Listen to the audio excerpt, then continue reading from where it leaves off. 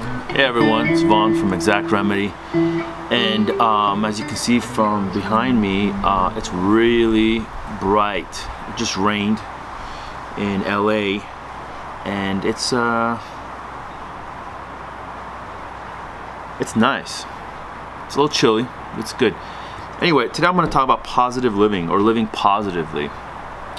And so, why is it important to live positively? Well, first of all, I think it's the right way to live. It's a spiritual way of living. And if you look around, a lot of people are not living positively, and we'll get into that. But, you're gonna feel better. What would you rather have? More positive emotions or more negative emotions? Do you want to feel more anger, or do you want to feel more enthusiasm? It feels better. You stay healthier longer when you have positive habits. You have better relationships. You get all sorts of things going in the right direction when you live positively. So the general idea is to be more generative, to create more than you take in. And actually I'm going to cover the general outline here, and then we'll get into it. Generativeness, the tone scale. You want to make more than about $70,000 a year. Energetics, and we're talking about the U.S. Other countries might be a little different. I think about in the U.S. about 90,000 is a good amount.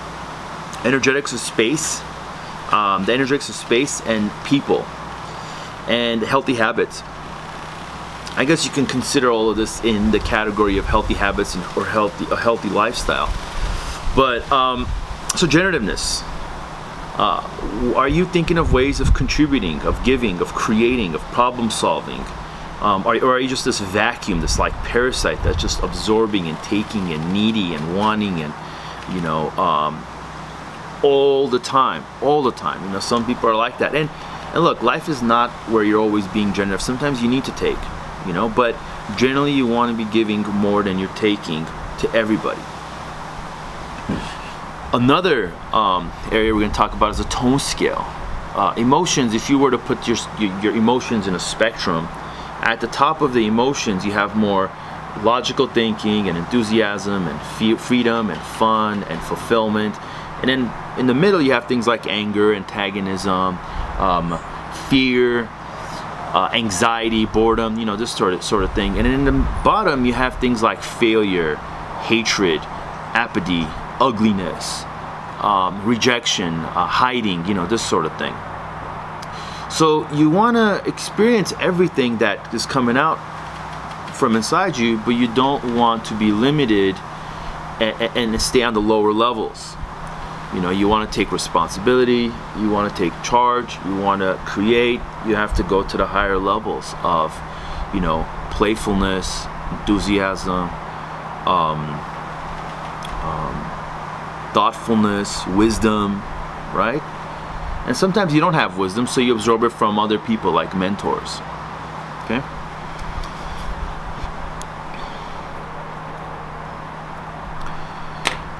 In the US, you got to make more than about $70,000 a year to stay happy, so you can eat right, have enough time, save, to have the mobility to do a lot of different things. So that's really important.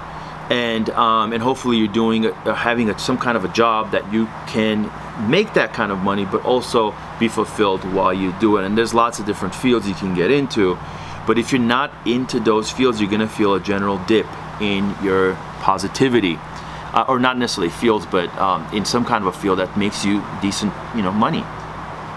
Especially if you got kids and other responsibilities, maybe aging parents and whatnot. The energetics of your space. So, basics like you don't want to be living next to a coal plant. Okay, some people do. Some of you that are going to be listening to this, you live by some toxic, radioactive power plant. I would get out of there at all costs. Even if you got to go be poor for a while or whatever you got to do, got to live in your car, just get the hell out of there. You're not saving any money. You're not doing anything good being there. But then when we get into like a higher level, right? You want to have plants in your house. You want to have a house that's organized, an environment that's organized, your office. These sort of things. You want to create a space that's clean, has the proper lighting. That doesn't mean too bright or too dim. Has to be the right amount of lighting. For like my bedroom, I have nice lighting that's very soothing and relaxing, and it's easy on the eyes. For my office, it's brighter. I use halogen lamps and I have direct lighting. So it just depends on what you're doing. Outside, I have these like kind of Christmas lights looking things that give it a nice romantic feel. So that's space, and there's a whole, it's feng shui and what's that other thing? Vastu gets into all that kind of stuff. But just use your instinct. Just look around and see. I've done a lot of work with the yard over here, but it could use a lot more work. There's some imperfections and some things I like to make better. So we got that space. Let's talk about people a little bit. So people are the big kind of area, I think.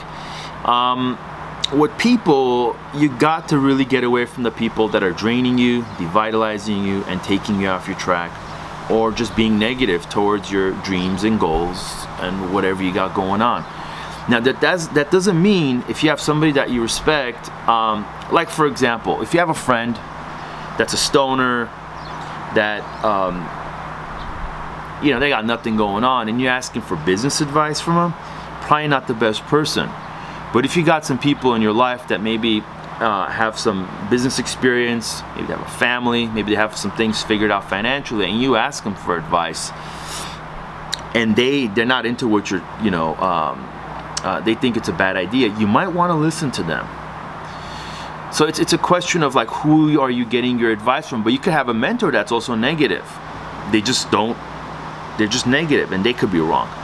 But you want to have mentors that maybe are in the direction. So if you want to be a doctor, talk to doctors. If you want to be a nurse, talk to a nurse. If you want to be an entrepreneur, talk to entrepreneurs in similar type of businesses. Become, friends with them, connect with them, reach out. And successful people, a lot of the time, will reach out to you. If you're sincere and you're real and you're not just some kind of scammer, they're going to reach out to you. And they're going to help you if you provide some value to them possibly. Don't just go in asking and being needy. Think of how you could be of value to them. So that's the people part. Girlfriends, boyfriends, abusive people, negative people, people low on that tone scale, you should be careful of. Healthy habits. So, basically healthy habits. What is that? Like, making sure your bowels are moving every day, making sure you're walking and exercising, doing breathing exercises, meditating, drinking raw organic juices. Don't eat burgers, don't eat pizza, don't drink too much beer. Like when I drink beer, my mood comes down, so I don't do that. Overeating, hanging out with negative people. These all kind of they kind of intermingle these different categories. What else? Making sure you sleep, get a good night's sleep, things like that. So these are some basic things to keep you on track, so you can live positively and move forward and get out of the conditions that are blocking you in your life. Just real simple stuff. You could do it. You could start today. And I would say another thing that just popped into my mind is I call it a brain dump.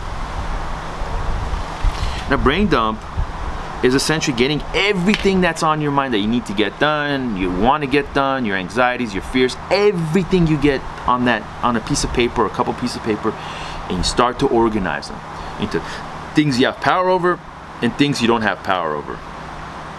Okay? There's some things in politics that I don't have any power over. I cannot waste my time on that. But what I eat today, I have power over that. Whether I walk today or I don't, or I exercise or I run or do something like that, which physical exertion is required, I have control over that. Another one for the people that want to go into healthy habits: take colder showers, get out into the cold, do saunas where you sweat. I like the near-infrared sauna. Check out my other video where I made a near-infrared sauna. So organize your thoughts and take action. Break them down if you need to. Buying a car is kind of a big step. First, you got to have the money. Then you got to go check out what kind of car you're gonna get, how you're gonna finance it. There's different things. Break it all down. and start working on the first step. Okay, so there's different things you could do. Juicing. Do you have a juicer? Well, if you don't have a juicer or a blender, don't think about the juicing. Go get one of those things, you know? Go get one, or go to the store and buy some juice. If you want to save some money, make it yourself. So, you know, there's different, you know, tactics. So, listen to this video over and over again if you need to, but this should get you on a really good track so you can live positively.